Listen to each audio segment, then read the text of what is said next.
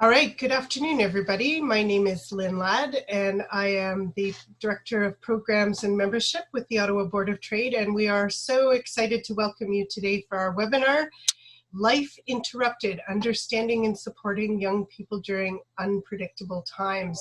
It's going to be presented today by Pamela Storey Baker with Youth Services Bureau. At this time, I want to do a couple of quick announcements from the Ottawa Board of Trade for you. We have a new Ottawa reopening strategy that we have launched for all businesses in Ottawa to take advantage of. We have a number of free programs that are going to help support your businesses and organizations as we begin to reopen. I'm just going to point a few of them out for you.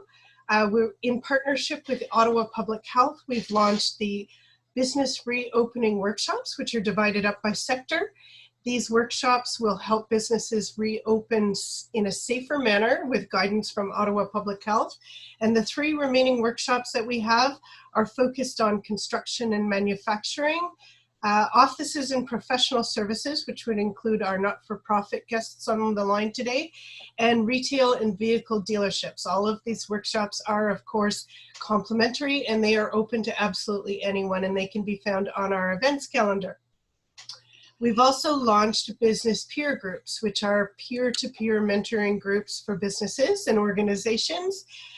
They've been around for well over 100 years, and it's a wonderful way to solve business problems. We have just started the business peer groups, and you can apply up until June 26th, which is Friday. And we're looking forward to getting that program going.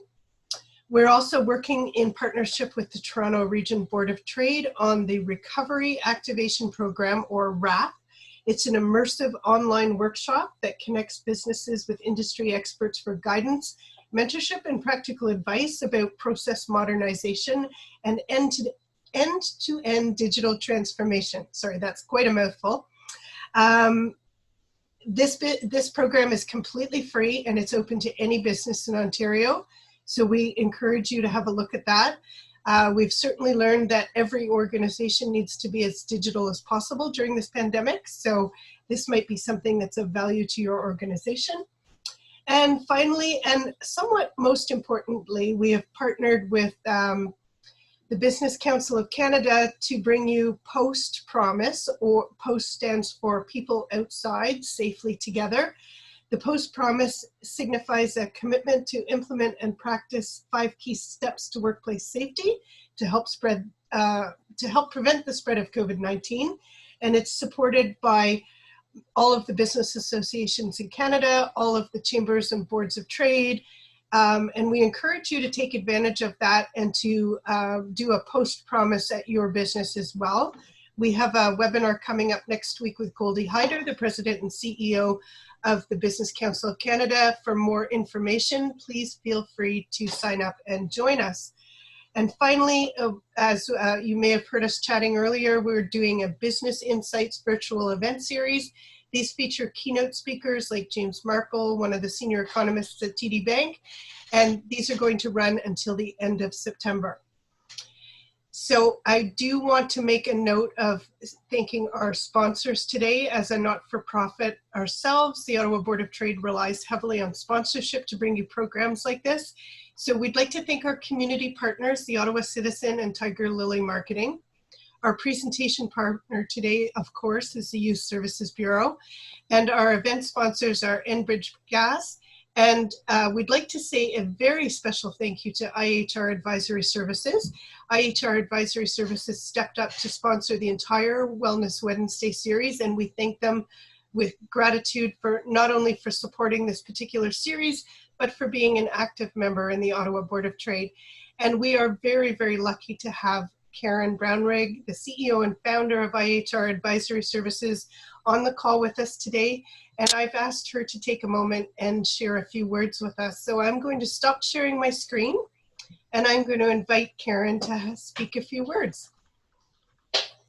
Thank you very much, Lynn. Well, this is a topic that's near and dear to my heart. And those of you who joined the call earlier heard me speak about some of the challenges that we're seeing within organizations and people. The remote work, it's not remote work.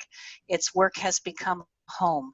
So this is all about giving people strategies and resources to navigate all of the complexities that they're dealing with in their workday. Some of it has been really really nice to see. We've gotten to know people a little bit better by seeing them in what I refer to as their natural habitat, and you know, people making cameo appearances, whether it's a fur baby or whether it's one of the children or a spouse or somebody else living in the home. And some days that's okay, and other days it's not. So let's figure out from the expert who's going to be speaking with us today some tips and strategies around how to navigate that. And please spread the word, folks. The Youth Services Bureau Foundation does tremendous work in our community.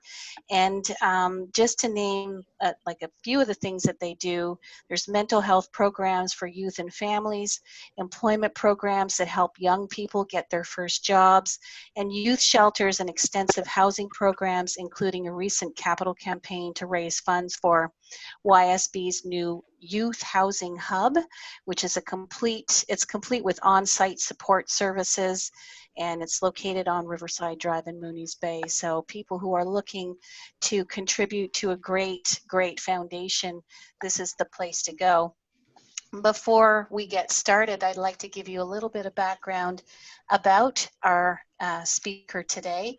Pamela Storey Baker is the clinical coordinator of Bridges Passerelles, an integrative, intensive mental health partnership program for youth with complex mental health needs, serving the Champlain Local Health Integrative Network.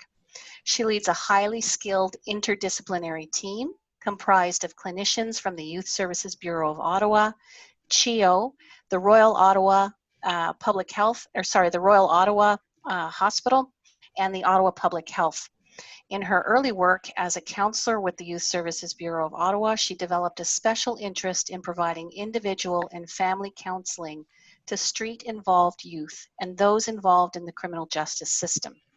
Pamela has also worked in private practice for over 17 years, providing psychotherapy to youth in care of the child welfare system and their foster families.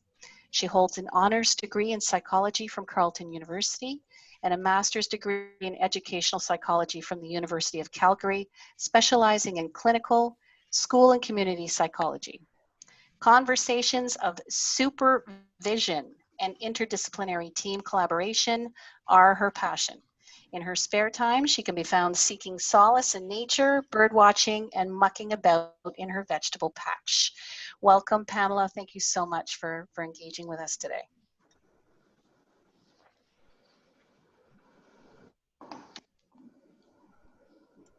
Lynn, you may need to unmute Pamela. I think she's stuck on mute. Okay. Pamela, hover your cursor over the bottom left-hand corner of your screen and you should see a little microphone that you can click on to unmute yourself.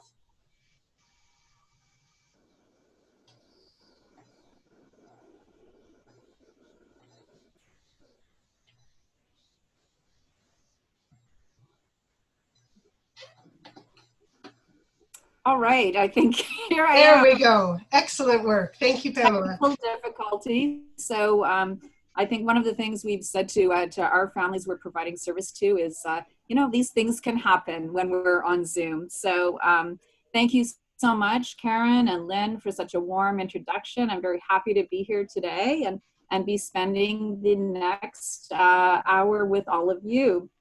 So the title of the presentation is Life Interrupted. So first of all, I'd just like to start by, to begin by acknowledging the keepers of the land. We acknowledge with gratitude and a desire to continuously learn and do better that we are presenting today from the unceded land of the Algonquin people. All right, I'm wondering if the presentation can be brought up now, maybe? Susie will have that up for you in just a moment, Pamela. Okay, sure. Yeah. So I think maybe just to start with, just to locate myself. Thank you so much, Susie. You're in the background working so hard. So I think, thanks so much. So what I just want to let you know a little bit about me, besides the introduction, is that I am the mother of 2 boys. One is a teenager, one is just in their early 20s. I'm very passionate about children's mental health, and I use she and her pronouns. So I'm very excited to spend this time together.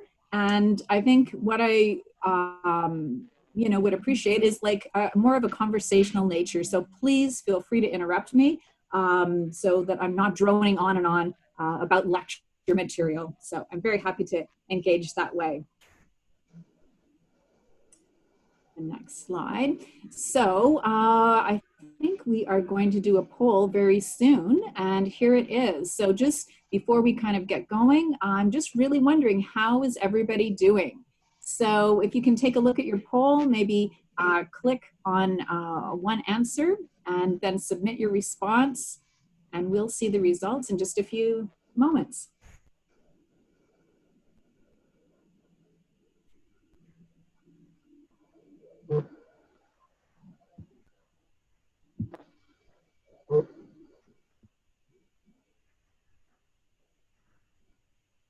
Okay, the poll results should be up soon.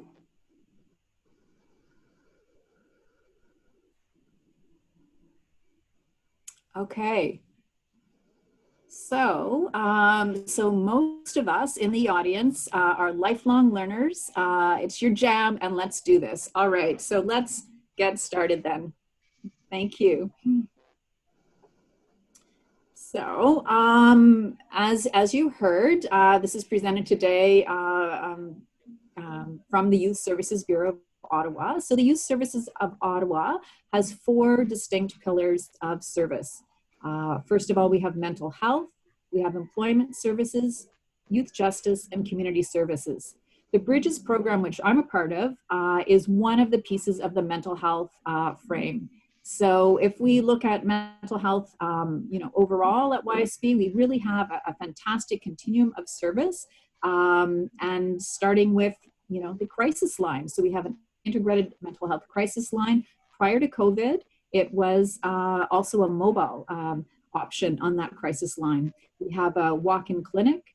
We also have core counseling services. We have intensive family services, wraparound, and of course the Bridges program. So really kind of going from the least bit of intervention to a very heavy intervention. You can visit us online. So there's so many different ways to connect with YSB. We have Facebook, Twitter, Instagram, LinkedIn, and the foundation has their own way to connect with you as well. And of course, the website. So what is Bridges? So I think quite simply, it's an intensive mental health program for youth. Next slide. So why did we create Bridges? Well, back in 2010, there was a real push in the community to address mental health issues, especially for teens. The Ottawa community came together in about 2010 to really take a hard look at mental health services for youth. There was an increase in the number of youth presenting to the emergency department for mental health concerns. We very sadly had quite a number of deaths in the community for young people who had completed suicide. So really what we want to look at is identify what are some of the gaps in mental health services.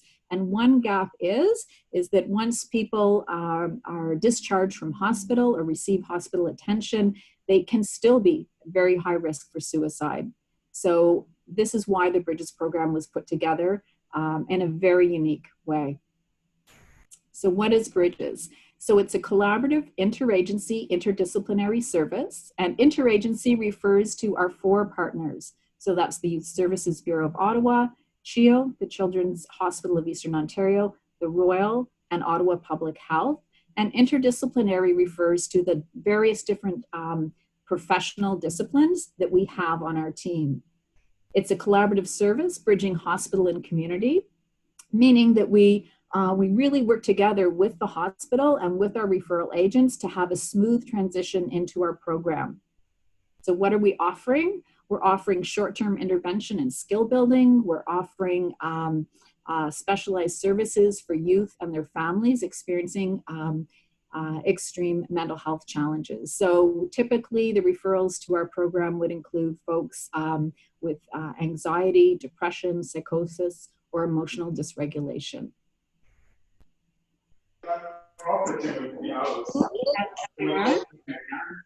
Okay, so one of the things that I was wondering about was who was in the audience, and maybe if you can kind of indicate, like, if you are the parent of a particular age group. So that I think will be a little bit fun to see. So if you just take a second there and answer the poll, like I'm going to. Okay.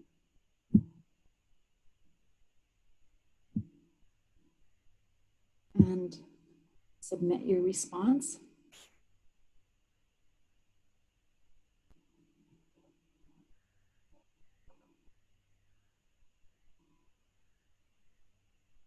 So we'll wait for the responses, I think, just before starting.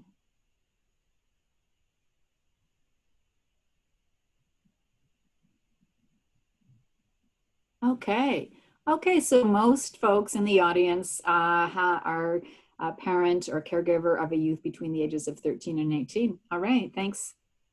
That's great.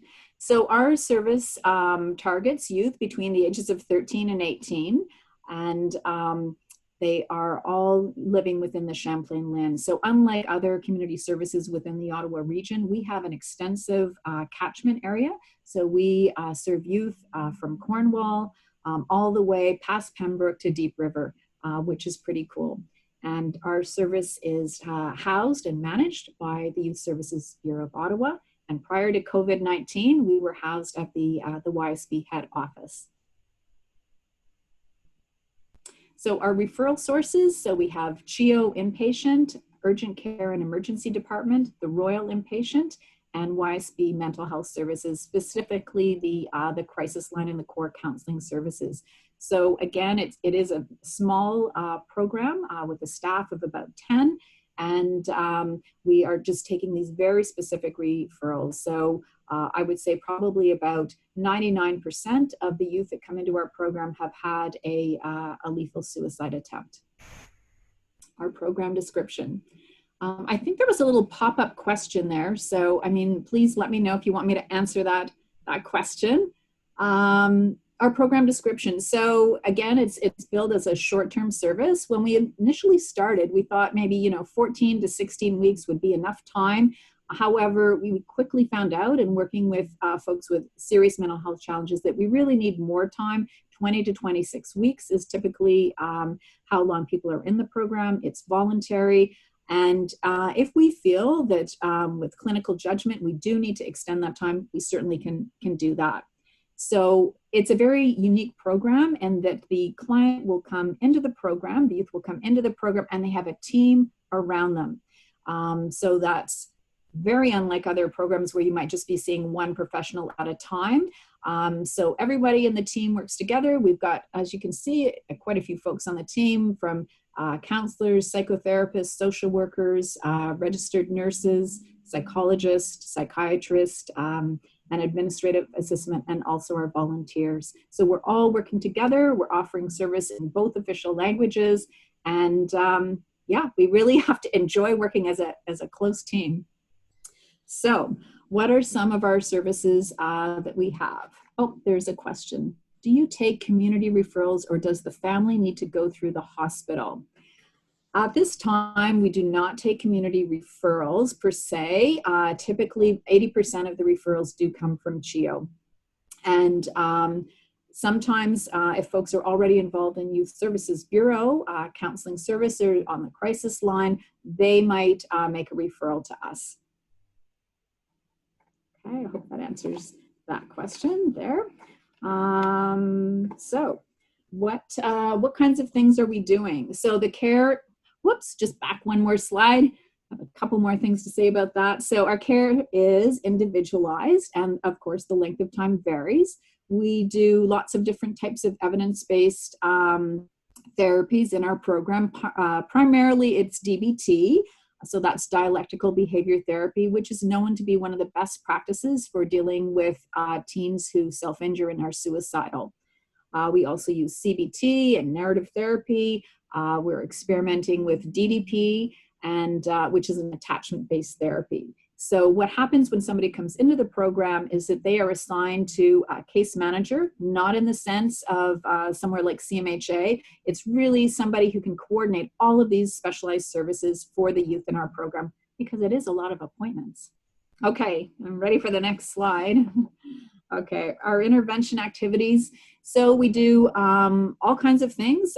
Team members meet with people for individual psychotherapy. We do family therapy as well. Medication management from our psychiatrists, and diagnostic assessment and clarification from our psychologists. So we work in, different milieus of group work for adolescents and parents, and also individual. And I think the really special thing about the program too is that we make sure that there's a transfer of care once the youth is finished. So really when people are coming into the program, we're taking a look at, when they're discharged, what type of services might be needed. Okay, thanks. All right. So a little bit of an activity time. So how has the pandemic interrupted your life? I'm kind of interested about that. Has it been logistical or practical, emotional? If there's any questions? So I'm going to invite the audience to answer your question in the chat. And while everyone is doing that, I want to circle back to a couple of questions. One of them is that I think a quick and easy answer, and that is, how many clients does Youth Services Bureau take care of every year? Lynn. Okay, I thought it was easy. Not so easy. I mean, plus 1,000 easily. Okay. Easily. I really would, perhaps, get back to you with the exact number. I mean, that number would be on our website. I can certainly answer for Bridges, though, that, typically we have about 30 youth in our program at one time.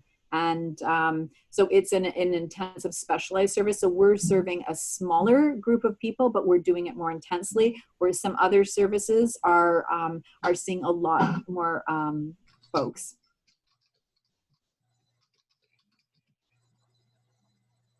Okay, here's a question.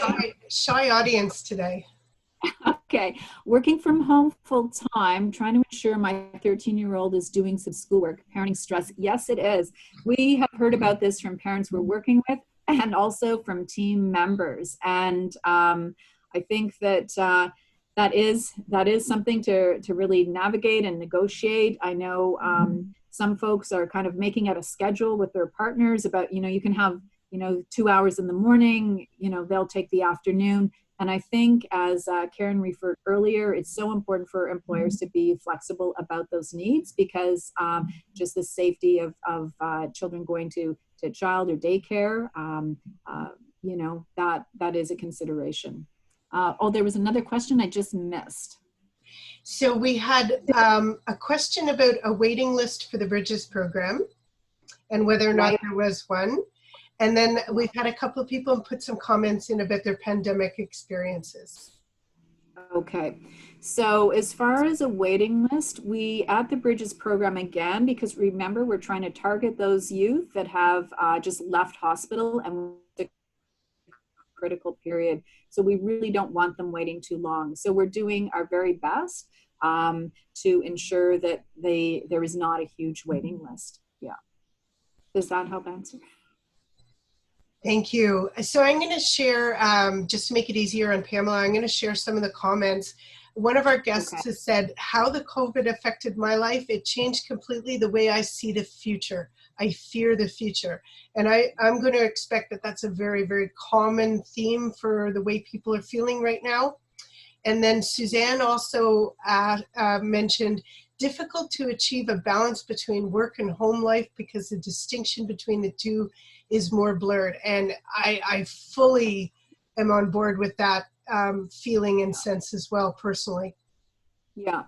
I just saw a message pop up from Patty, who, thank you so much, Patty, for gathering that stat for me. So it's over 3,000 youth a year that YSB supports.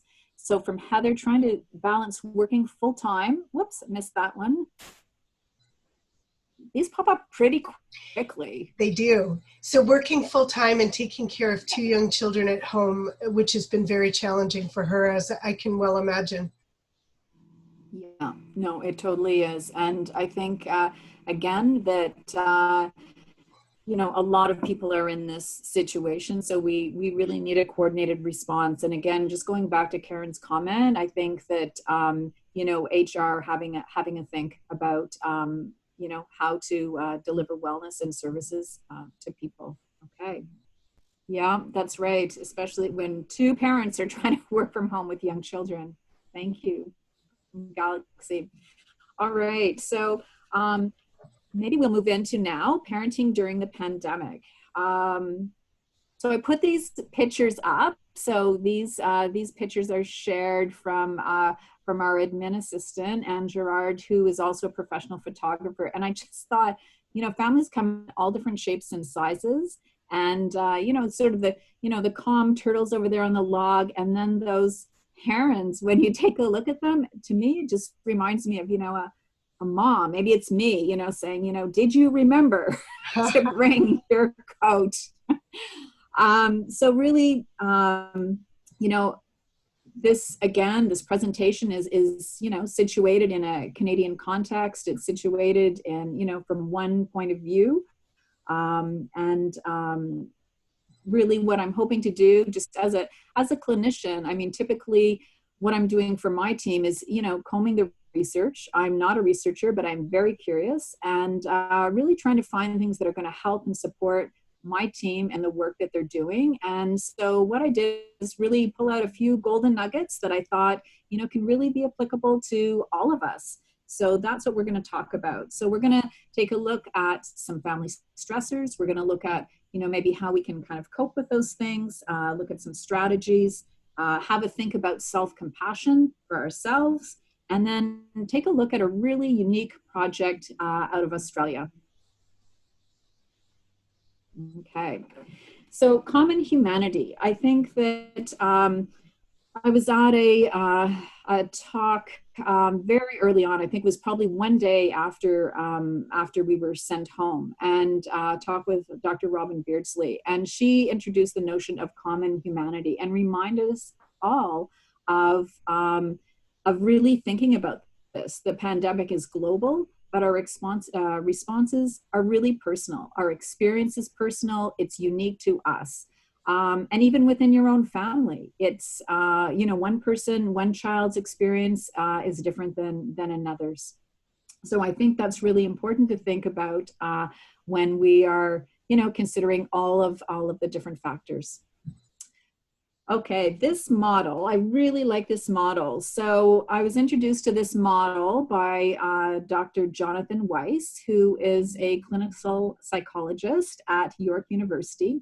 And he does research on people who have autism and mental health issues. And so he pulled out a beautiful, well, he created, along with Modica, a beautiful blog for parenting during the pandemic for folks with autism. Reading the information that he presented, though, and you know, attending his webinars, I thought this model was fantastic. Even though, look, it's from 1988, I think it really is so helpful. You know, for us generally, it's certainly been helpful for our program in understanding how are we adapting to different stressors. So this little diagram, you see at the bottom, it has demands and capabilities, and at the top, meanings. So, and there's a little balance scale. So one thing to say about this is that life is never in balance. I think we're always, you know, in a state of trying to achieve some balance. And the other piece too is that families can be experiencing the same demands and have similar capabilities, but the way they understand and make meaning of their situation can be very different, right? So I think just having that kind of context can be really helpful. So why don't we take a look in a little more detail at the next slide, which goes into the demands. So demands are, again, stressors, strains, daily hassles of everyday living. Those have changed for us completely.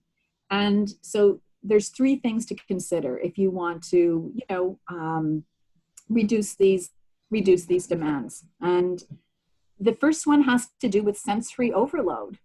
How many people, just found that all of a sudden home was too crowded, or things were too noisy, or that, there was too much clutter around? I know in talking to folks at my workplace, I mean, a lot of people wanted to, do a super spring clean, really try and organize themselves, or, just found that they needed to, get to a quiet place during the day and reduce some of those demands. Also, too, how can you simplify your life? Are we kind of taking on a bit too much? And really kind of negotiating that with ourselves. Can you let go of some different pressures and expectations? Do you really need to stay up till 11 o'clock at night watching the news and more COVID stuff? That was a question I had to ask myself. And, was that really part of self-care or not? Okay, the next slide. All right. So capabilities, how to increase our capabilities. So Weiss and Modica, so they presented in their blog the F words as a possible strategy to increase your capabilities. And this F word concept comes from another researcher, Rosenbaum, who is a psychiatrist at, he is a psychiatrist at McMaster, that's right. And so his information on these 4 F words was really informed by the World Health Organization when they're thinking about disability and wellness and child development. So these are fitness, family and friends, function, and fun. And what I was wondering, there should be another poll coming up, is where do you think you spend most of your energy in the last couple months? In which category? So function also refers to like your activities, like what do you do, what's your role, those kinds of things. Okay, I have a message. Clutter can be anxiety provoking. Yes, that is so true.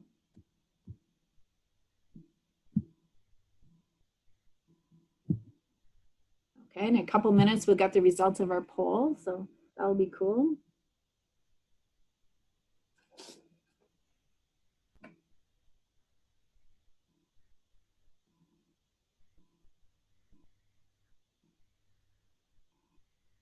Okay, so most people, well, it's pretty close between family and friends and function. Yes.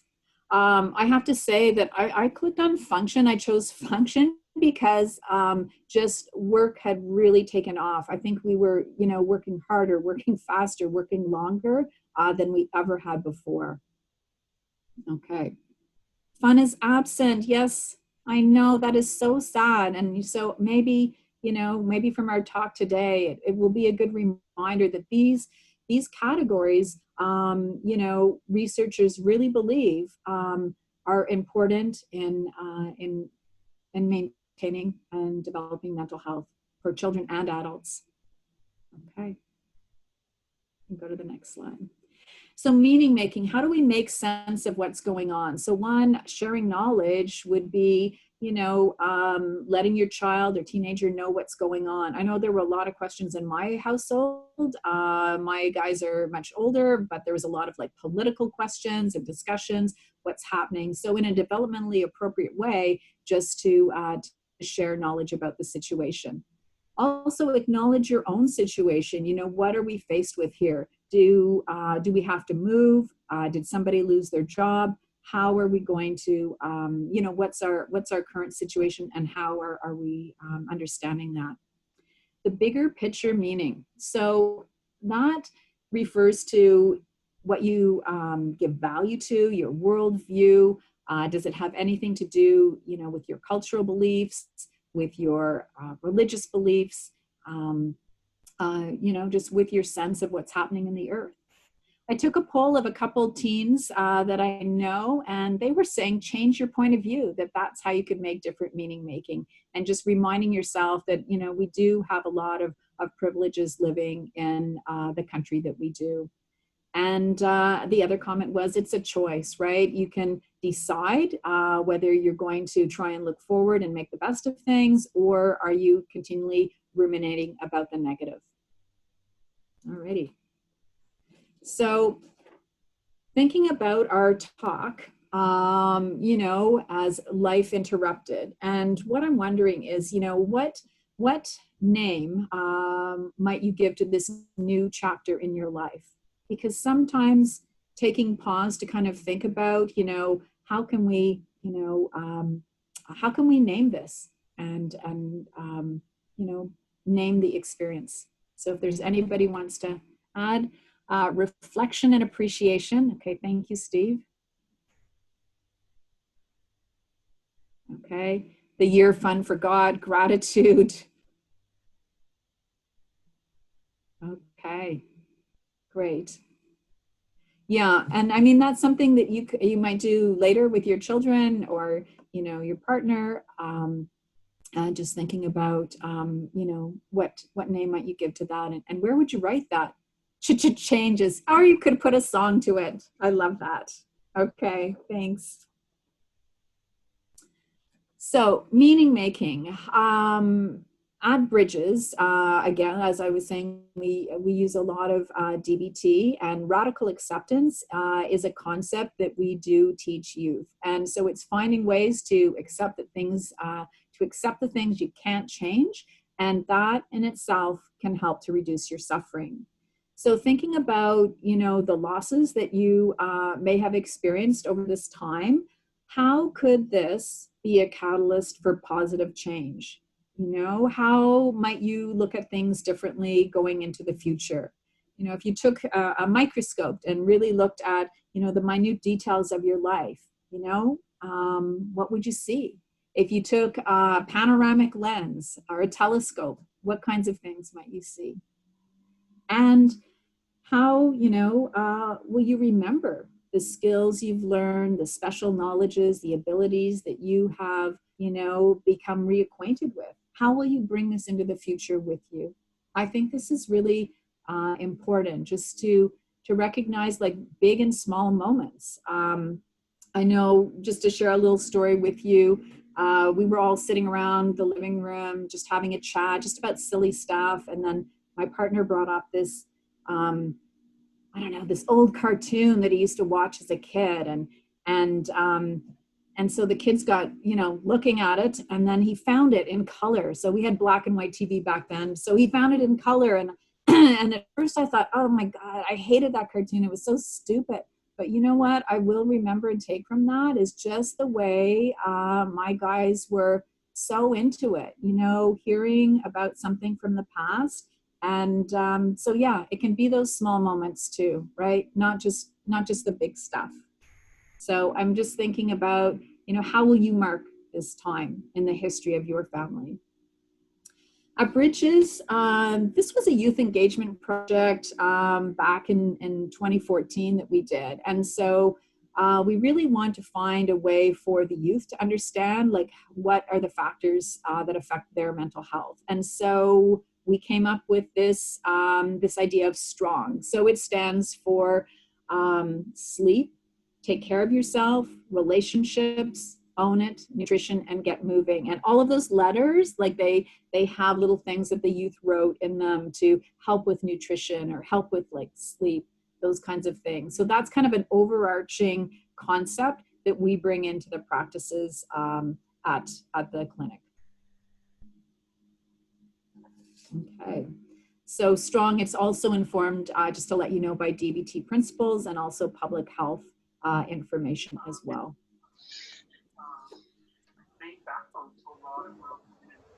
Oh, I can hear somebody in the background. So this next page was provided to us courtesy of our psychologist, our Bridges psychologist, Dr. Nemiroff. And it says, be kind to yourself. And I think this is a really important message for parents today on the call and other parents who might listen to this later. But really for all parents, you're working so hard during this time to keep things together.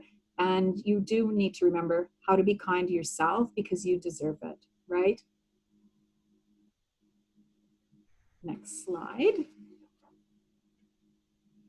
Okay. This leads into self-compassion. So again, just to share with you, I took in a webinar by Marco Eifreit. He is a consultant, a business consultant and life coach from the University of Calgary. And what I really liked about his presentation is he talked about self-compassion and 3 concepts of self-compassion. So acknowledgement, common humanity, and kindness.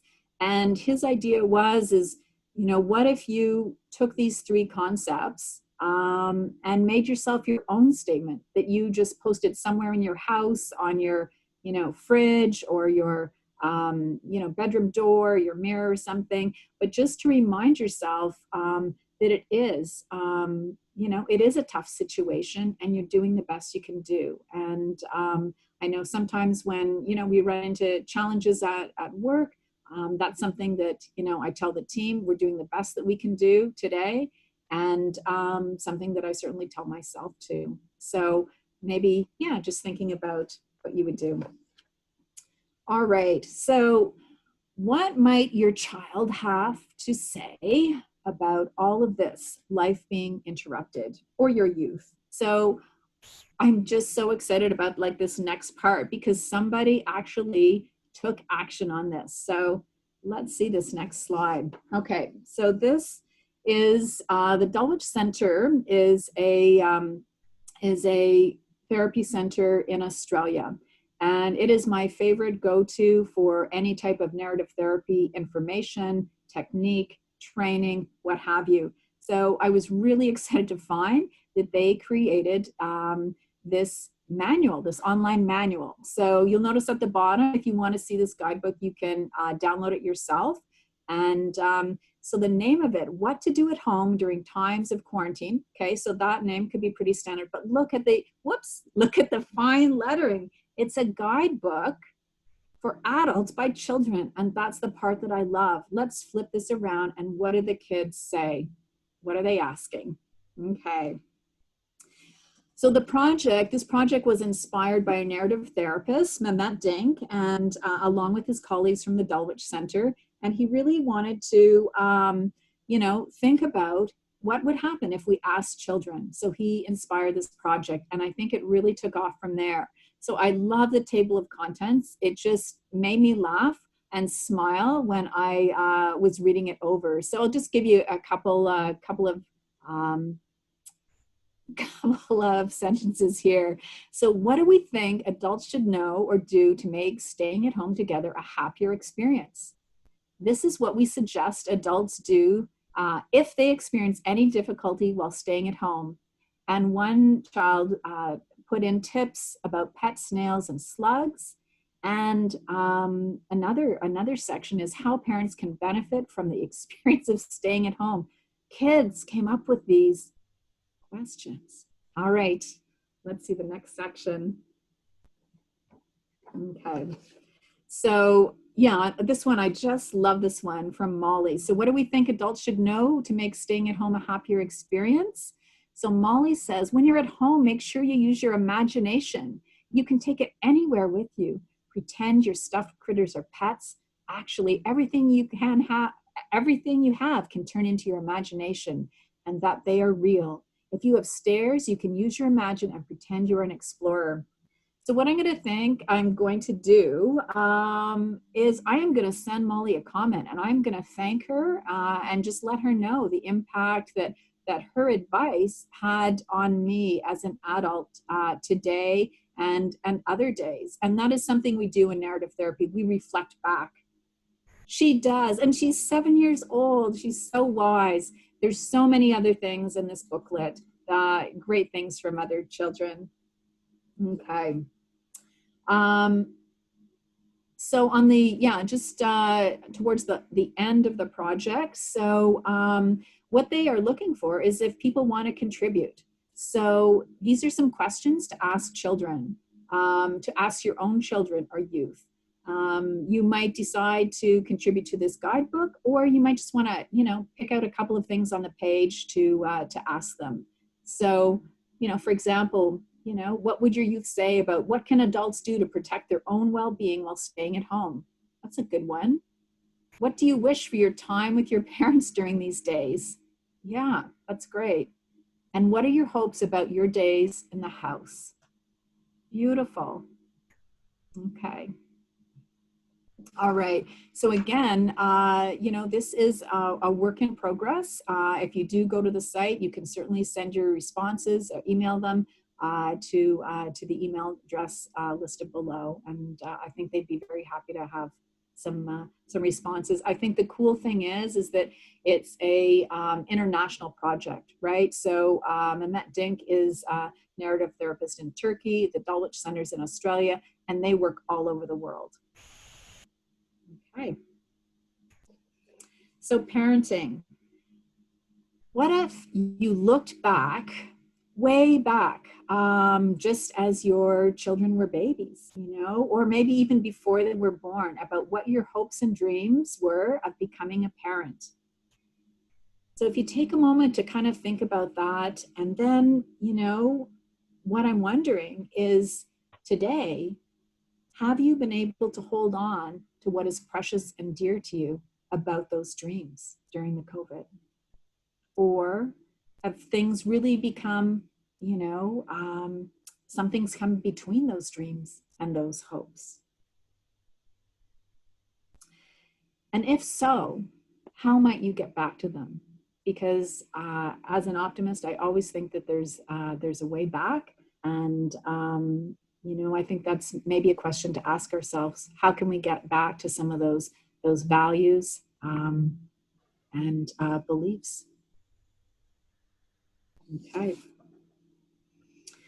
So today, just conscious of time, we're not going to look at this video, but I think it's a really good example just to remind us, you know, of seeing the good rather than having, you know, kind of a negative view or a negative interpretation of a situation, and how this can make a difference in your child's life, your youth's life, and your life. It's an excellent video, so perhaps you can take some time to click on it later after this presentation. There's another really cool video that we weren't able to share just because of the permissions involved, but it's called Securely Attached Families with Teens by Ben Tossig and Vanessa Knight, and they are in Kansas, USA, and that you can find on YouTube. And again, another very poignant reminder of who our teens are. Can you share this presentation? Yes, I believe the presentation can be shared. Yes. All right. Yes. Pamela, we're hoping to share either the presentation or a link to the presentation to all of our registered guests. Okay, super. So I think that next slide is our references. So if you do want to take a look at any of these scholarly articles, projects, what have you, you can find the references there. And the next slide, our last slide. Thank you. So I do want to thank the Board of Trade for this wonderful invitation. I would like a special thank you to our Bridges team, and specifically our mental health director, Franzen Gravel, and for all of the support with the Bridges team that you guys do every day. I'd like to recognize Monica Armstrong for introducing me to Dr. Weiss and all of his fantastic information and videos that has been so applicable to our program. And I want to give a very special thank you to our Director of Communications, Suzanne Fraser, who has created this beautiful slide presentation and is behind the scenes now helping me out with all of this. And of course, the YSB Foundation, represented by our very own Patty Murphy, for all that you do to support Youth Services Bureau every day. Thank you. So I'm happy to have any questions. I think we have a small enough audience that if people would like to unmute and ask their questions to Pamela directly, I think we can manage that just fine. And Suzanne, maybe if you could stop sharing so we can see everybody's faces. Nice. Hello, Pamela. Thank you very much. That was a very thought-provoking and heart-touching presentation. I used to live right across the street from the YSB, so. Did you? I okay. did. Let me ask you, what can an individual do to help? And I'll leave that as a very broad question. That is a very broad question. So are you thinking at the community level? Are you thinking with your own family? Oh, that's an even better question. I'm thinking, I'm semi-retired, and I'm thinking at the community level, and I belong to a number of organizations. Yes. But at a broader level for people who don't belong to organizations. What could they do to make a difference today, outside of their family? Outside of their family. So I think contributing is another way to support your own mental health as well, along with the mental health of others. And so I would suggest, contacting Patty Murphy at our YSB Foundation to investigate, what are some volunteer opportunities in that realm. I think in far as children's mental health. I think, also in the city, I mean, there's other organizations, and I think just finding, where do your alliances land? What is your interest and what is your passion, and finding a way to contribute that way. I think that, most of the larger agencies are so happy to have volunteers doing a broad range of different things. Patty, would you like to unmute and maybe share some ways that people can help support the foundation? Absolutely, and that's a great question, Steve. Thank you for asking it, and for Pam for making those suggestions. Steve, I know volunteerism looks a little bit differently right now, but we hope that over the coming months it will ease up a bit, and we'll be able to welcome volunteers again. One of the slides that you'll see when you get the presentation today is all of our social media platforms, where we post a lot of different campaigns, volunteer opportunities, ways to support youth mental health, youth homelessness, all of the areas that YSB works in and provides support in. So I would definitely encourage you to follow us if you like, but also you can feel free to reach out to me, and it's pmurphy@ysb.ca, because there might be an area that you and your family might have an affinity towards that we could talk a little bit more. So don't hesitate to reach out directly. Thank you. Well, I've run into Steve at dozens of meal services at the Ottawa Mission, so he's really a hands-on volunteer kind of a guy. So we'll find something for you to do, Steve. Okay, Susie has just posted the link for the other video. Oh, they're just so poignant, beautiful. Nice.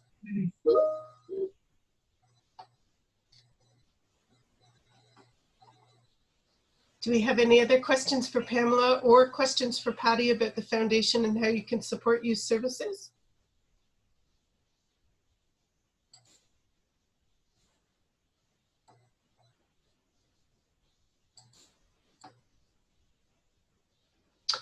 Well, I think this would be a great time to wrap it up with some final comments, and I'll invite Karen, Pamela, and Patty, if you'd all like to say a parting word or two. I want to thank Youth Services Bureau. I've had a number of conversations with Patty about the work that is done at this organization, and I'm just so glad that everyone showed up today to support Youth Services and to learn more about what they do. So thank you guys very much for today. Much appreciated. Thank you, Pamela. What a great presentation, and thank you for everything that you do. Youth mental health, they are our future. So what you're doing in our community is really remarkable. So I want to thank you for that. Thanks so much. It's been a pleasure to join you today and to learn about the Board of Trade. And so, yes, I hope that it's been helpful. I've never seen Patty so shy. I think I'm not shy, that's for sure. But just, you know, Pam and her team are remarkable. And I would just offer, you know, as a, you know, for anyone who's a parent who's here today, or anyone who is going to watch and listen to the presentation at a later time, that reaching out for help is a sign of strength, never weakness.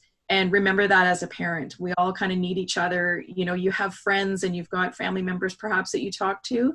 It's also really, really amazing to talk to someone who works in this field, has the expertise, can just give you a little bit of a plan so that tomorrow looks a little bit different for you. So I would just, you know, remind folks to just keep that in mind and to reach out and let us walk beside you. It's an honor. That's beautiful, Patty. Thanks. It is beautiful, and I'm not going to lie, I'm a little teary. So I hope that everybody's tomorrow is better, and I hope that today's webinar was helpful. And again, thank you, Youth Services Bureau, for sharing with us today, and I wish you all a beautiful and wonderful afternoon. Have a great day. Thanks a lot. Okay. Bye-bye.